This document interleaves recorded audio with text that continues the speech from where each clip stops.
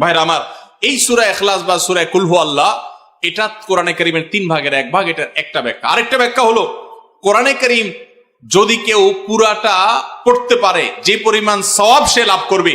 শুধু কুল হু আল্লাহ সূরা যদি একবার পাঠ করে, কয়বার?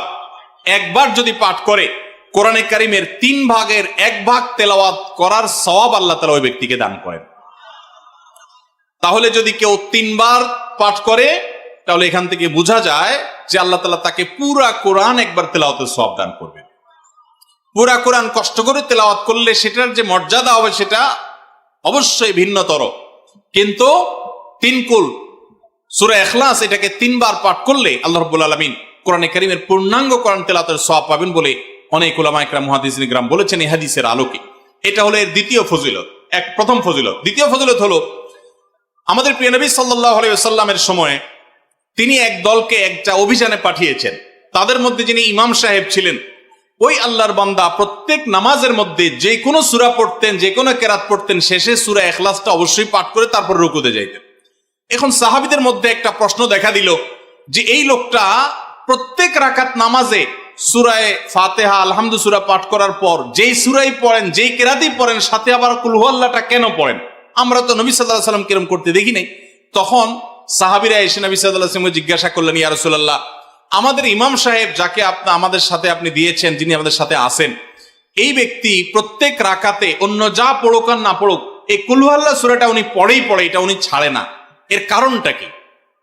তখন নবী সাল্লাল্লাহু আলাইহি ওয়াসাল্লাম জিজ্ঞাসা করলেন ওই ব্যক্তিকে যে তুমি কেন এই সূরা পাঠ করো? অবশ্যই অবধারিতভাবে সূরা ফাতিহা না প্রত্যেক রাকাতে ফিক্সড, অন্য কোন সূরা তো ফিক্সড না। তুমি অন্য যাই পড়ো সাথে প্রত্যেক রাকাতে কুল হু আল্লাহ দিয়ে শেষ করে তারপর রুকুতে যাও কেন? তখন সে সাহাবী বলেন, ইয়া রাসূলুল্লাহ, আমি কেন পড়ি?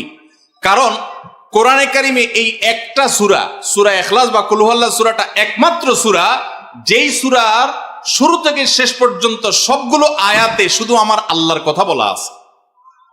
কোরআনের অন্য কোন সূরা এমন নাই যেই সূরার শুরু থেকে শেষ পর্যন্ত পুরো সাবজেক্ট আগা টু গোড়া পর্যন্ত সবগুলো বিষয়, সবগুলো আয়াতে শুধুমাত্র আল্লাহর পরিচয় দেওয়া হয়েছে, এমন আরেকটা সূরা নেই।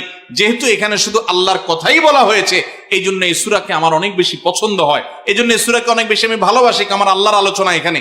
অন্যান্য সূরাতে কোথাও ইতিহাস, কোথাও হালাল হারাম, কোথাও বিধিবিধান, কোথাও অন্যান্য আলোচনা আছে, কিন্তু এই সূরায় শুধু আমার আল্লাহর কথা বলা আছে। এই জন্য আল্লাহর মহব্বতে এই সূরাকে আমি অনেক ভালোবাসি, কুল হু আল্লাহ সূরা। নবী করিম সাল্লাল্লাহু আলাইহি ওয়াসাল্লাম তখন বলেছেন, তোমার এই ভালোবাসার কারণে আমার কাছে ওহী আল্লাহ পাঠিয়েছেন যে আল্লাহ তাআলা তোমাকে স্পেশালি ভালোবাসেন। এবং অন্য বর্ণনায় আসছে নবী সাল্লাল্লাহু আলাইহি ওয়াসাল্লাম বলেছেন, হুব্বুকা ইয়াহা ইউদখিলুকাল জান্নাহ, তুমি এই সূরাকে যে ভালোবাসো, এই ভালোবাসার কারণে আল্লাহ তাআলা তোমাকে জান্নাতে প্রবেশ করাবেন, সে ওয়াদা করেছে। অতএব ভাইরা আমার, সূরা ইখলাস বা কুল হু আল্লাহ সূরাকে স্পেশালি আমরা মহব্বত করব, ঠিক আছে না ইনশাআল্লাহ? এই সাহাবীর পাশাপাশি মদিনায় আরেক সাহাবী, তিনিও ইমামতি করতেন এবং ইমাম হিসাবে দায়িত্ব প্রাপ্ত ছিলেন নবী সাল্লাল্লাহু আলাইহি ওয়াসাল্লাম তরফ থেকে। তিনিও একই কাজ করতেন। তার ব্যাপারে নবী সাল্লাল্লাহু আলাইহি ওয়াসাল্লামের একই রকমের জবাব দেওয়ার কথা আমরা হাদিস থেকে জানতে পারি। সেখান থেকে সূরা ইখলাসের মর্যাদা বোঝা যায়।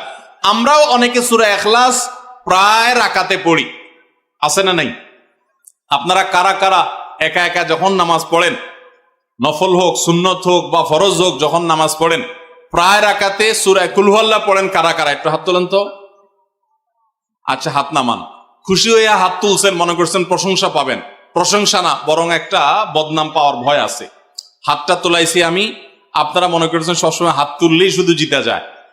দেখেন, যারা সূরা ইখলাসকে মহব্বত করে, এই যে ঘটনা আমরা শোনালাম নবী সাল্লাল্লাহু আলাইহি ওয়াসাল্লাম, এটা জেনে যে আমার আল্লাহর আলোচনা আছে এই সূরায়, অন্য কোনো আলোচনা নাই, আল্লাহর পরিচয় উল্লেখ করা আছে, আল্লাহর বৈশিষ্ট্য এবং ক্ষমতার উল্লেখ আছে, সেই মহব্বতে যদি কেউ সূরা ইখলাসকে মহব্বতের সাথে ধীরে ধীরে পড়ে, তাহলে তো তিনি অবশ্যই আল্লাহর কাছে বিশেষ মর্যাদা পাবেন। ওই সাহাবীর মতো আল্লাহর ভালোবাসা পাওয়ার সম্ভাবনা জোরালো। তবে আমাদের বেশিরভাগ মানুষ কুল হু আল্লাহ সূরা দিয়ে নামাজ পড়ে, নামাজ শর্ট করার জন্য, ঠিক না বেঠিক?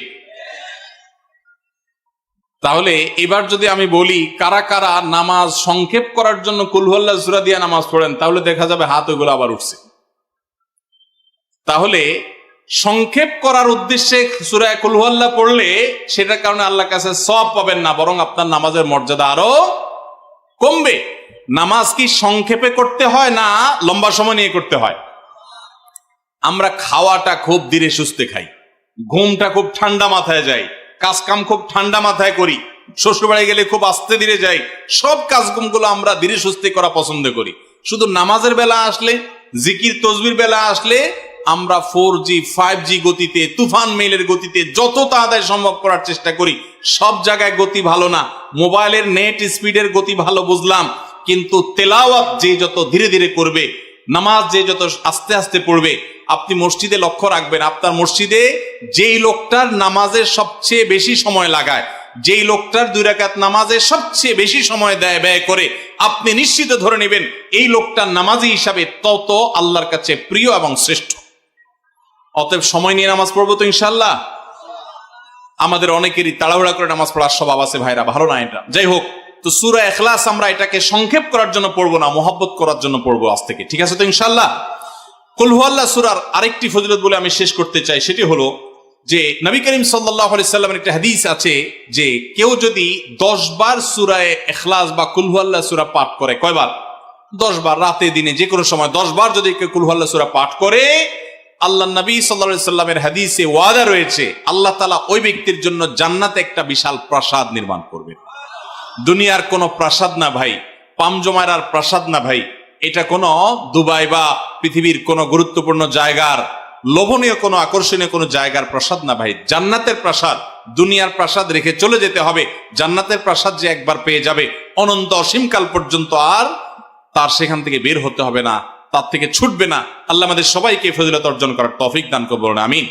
তাহলে সূরা ইখলাস 10 বার মাঝে মধ্যে পড়তে যদি আমরা চেষ্টা করি, পুরা সূরাটা একবার পড়তে 1 মিনিট সময় কিন্তু লাগে না।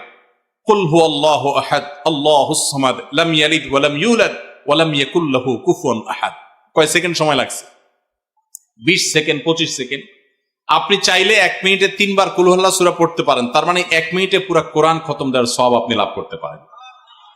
তাহলে অবসর সময়গুলোতে আমরা মুখস্থ তো সবারই আছে, পড়ার চেষ্টা করব না ইনশাআল্লাহ। আল্লাহ আমাদের সবাইকে তৌফিক দান করুন।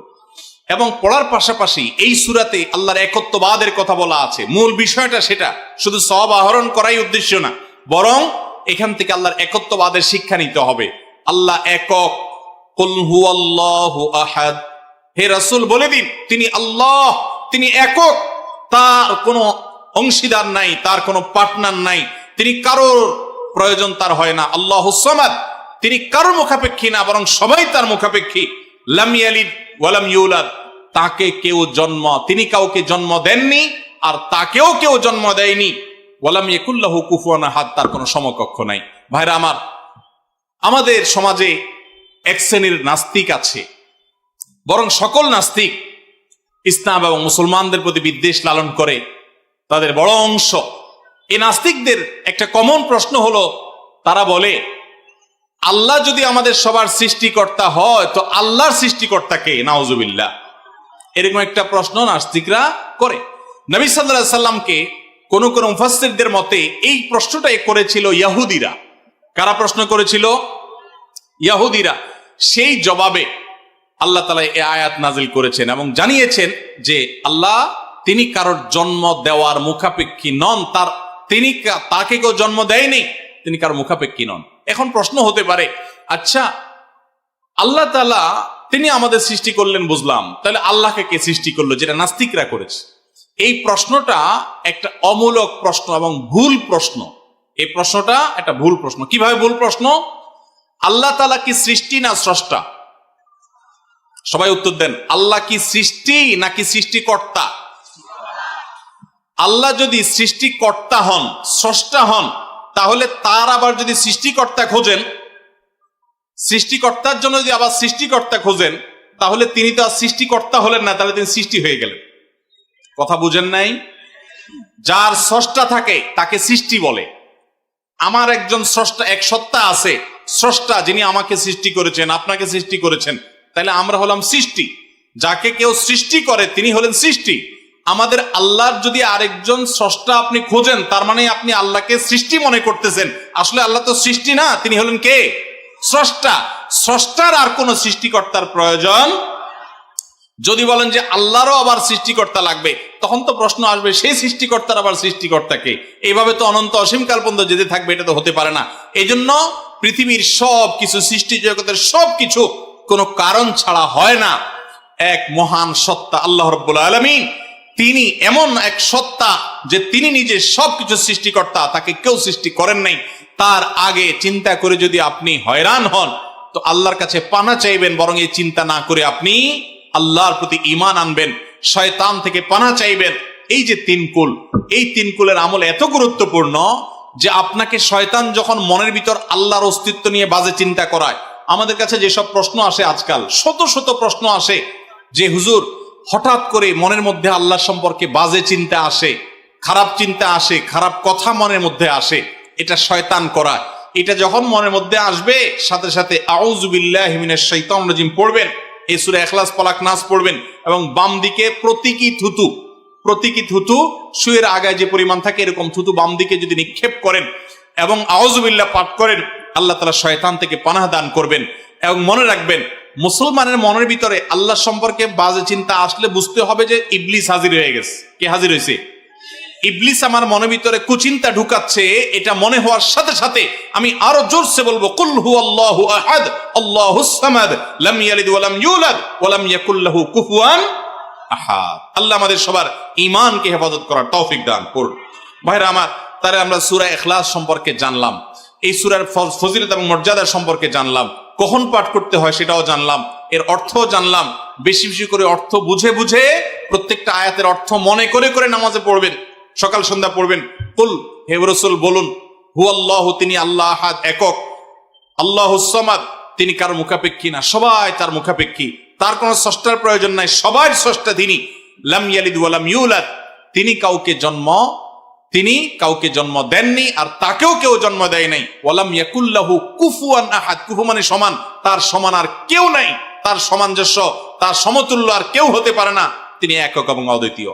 আল্লাহ তাআলা আমাদেরকে তার জাতের প্রতি, তাওহীদের প্রতি ঈমানকে সঠিকভাবে অবিচল ভাবে রাখার তৌফিক দান করুন।